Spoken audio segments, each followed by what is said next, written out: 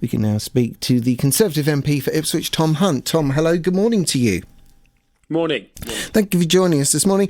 I understand that you were disappointed with the news, but not really surprised.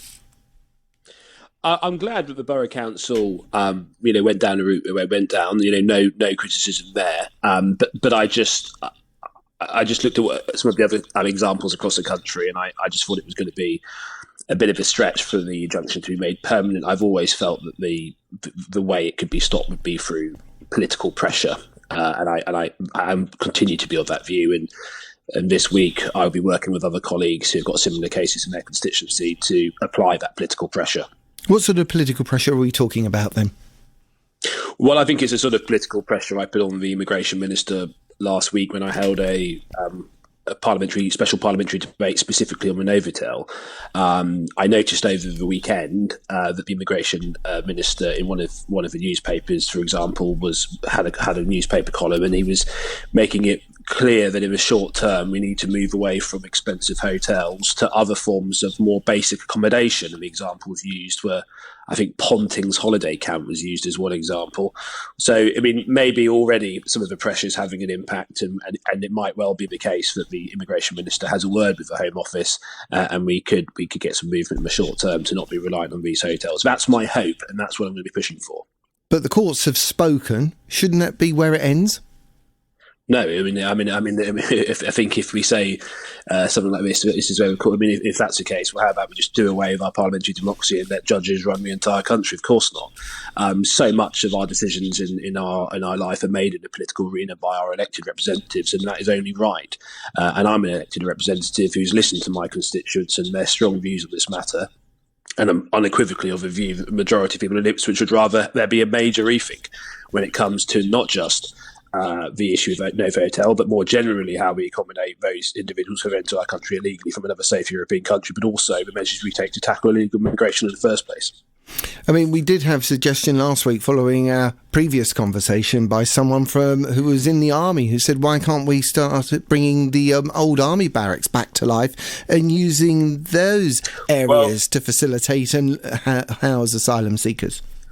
Well, I agree, and interestingly, we were doing a bit of that. Napier Barracks, for example, was being used, but the current Labour Shadow Home Secretary, Yvette Cooper, actually led an urgent question in Parliament opposing the use of old army barracks for those who come here illegally. She now also opposes a hotel, so quite frankly, where she thinks they should be accommodated in the short term, I don't know, but that's by the by. But yes, I agree with that suggestion. I think, disused army barracks, I think Ponting's holiday, accommodation that isn't being used, etc. Obviously, people would have to be properly compensated, holidaymakers, if that were the case. But we want to have safe, secure, but cheap and basic accommodation. I think the Novotel is just about the worst location to locate them, and for all manner of different reasons that have been articulated by people across the town over the last few weeks. Why do you feel it's the worst place to house them? I'm sure Pontins wouldn't agree with what you just said. Well, I think it's entirely possible Pontings may agree. I think it's highly likely they would agree because they'd be getting money to do it, and it would be a guaranteed income stream for them. So I think they probably would agree in much the way that the owners of the Novotel have agreed. I think it's. I've said before, I'm concerned about how it appears that many of my constituents who are employees at the hotel have been treated. Very concerned about that. Some of them felt pressured into resigning and therefore had less benefits as a result. It's strategically a very important location. It's in terms of Ipswich as a visitor economy, Novotel had an important role to play. That's now out of action for 6 months. Also, many sort of larger businesses in town, often when they have clients visiting, etc., they'd stay at the Novotel. It's not an insignificant hotel. It's in a very important location, 200 bed space. The loss of that hotel, is not a good thing. So where did the Borough Council go from here then? Have they a right to appeal the decision made by the courts?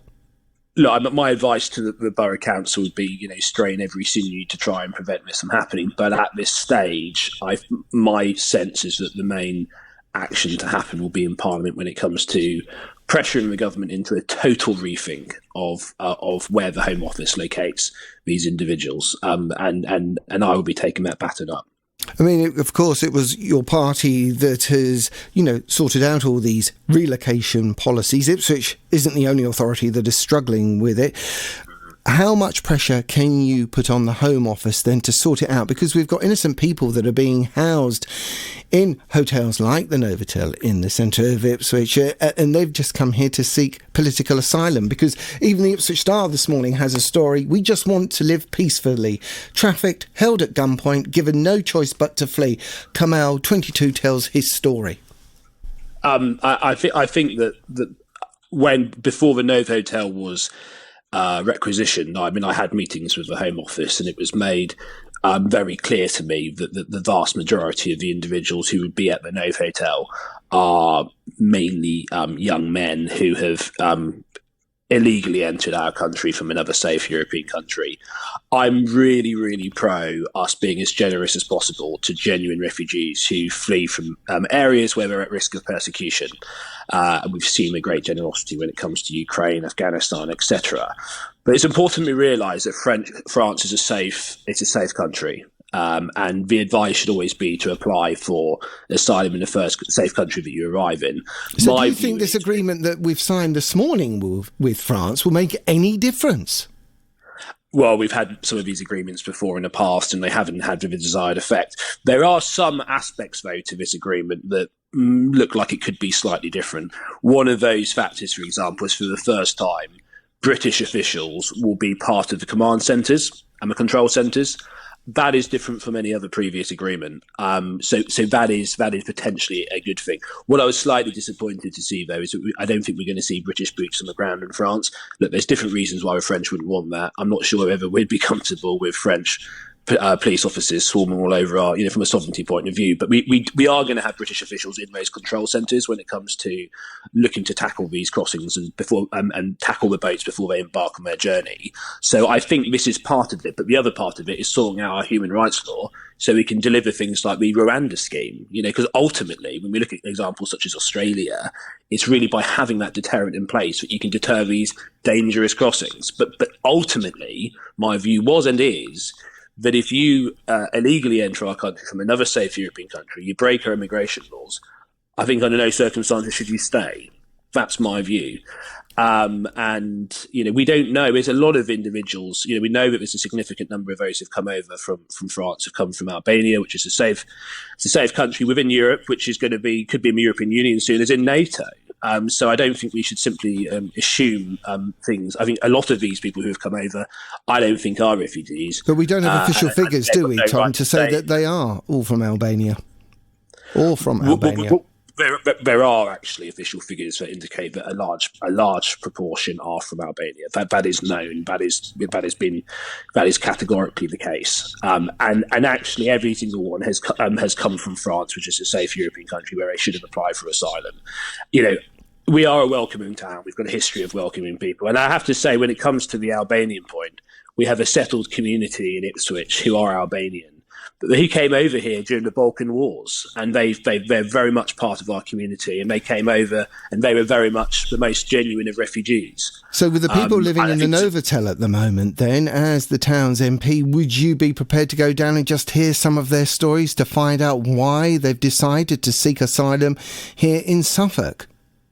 Well, my office at the moment is incredibly busy. As you'll be acutely conscious, we've got a real struggle with cost of living. But this is a story you're interested in, isn't it? I mean, we've been down and spoken to some of those refugees there who've got stories, who've told us their stories about why they've come here. As the town's MP, I just wonder whether you would take time out just to go and hear their side of the story. I'm interested in this story in as much as it has a negative impact from the town that I represent. The Novotel decision has, in my view, and I've explained before why I believe this is the case, has had a negative impact on the town and the constituents I represent. Well, we spoke to one cafe owner last week after speaking to one asylum seeker who turned around and said it's not having any impact on business. If, in fact, he's seeing more people coming into the cafe, and some of those have been from the Novotel. Well, that's an interesting take. And then, of course, nobody is going to have one single view on. But I think it's pretty clear to me from the people that I've spoken to, from my inbox, that the vast majority of people in the town are not happy about this. My priority over the coming months, as we struggle with cost of living, both myself and my office will be dedicated to supporting my constituents. We simply haven't got the capacity to start providing assistance to those who have decided for their own accord to illegally enter our country from another safe European country. We haven't got the capacity to do that, and I won't be doing that. Tom Hunt, thank you very much indeed for joining us on the programme this morning. I just want to ask you also, your fellow MP, your fellow colleague, Matt Hancock, is currently on the other side of the world in the jungle with I'm a Celebrity, Get Me Out of Here. Have you been watching any of what he's been challenged with over the last week or so since he's been in the jungle? A snippet.